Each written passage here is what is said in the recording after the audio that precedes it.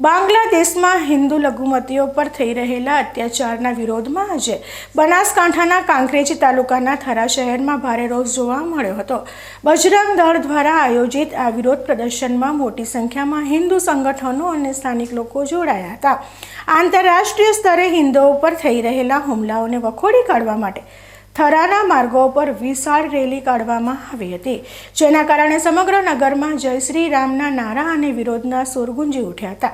બજરંગ દળના નેતૃત્વમાં આ રેલી ઐતિહાસિક જેતાગુરુ મંદિરથી પ્રસ્થાન થઈ હતી।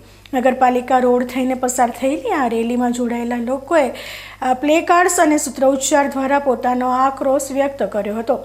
રેલી જ્યારે માર્કેટયાર્ડ પાસેના નાળા નજીક પહોંચી ત્યારે પ્રદર્શનકારીઓ દ્વારા બાંગ્લાદેશી અત્યાચારીઓના પ્રતીક સમાન પૂતળાનું દહન કરવામાં આવ્યું હતું।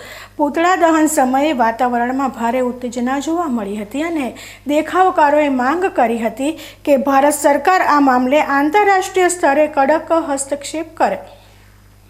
આ વિરોધ પ્રદર્શનને પગલે થરા શહેરમાં કાયદો અને વ્યવસ્થા જળવાઈ રહે તે માટે પોલીસનો ચુસ્ત બંદોબસ્ત ગોઠવવામાં આવ્યો હતો।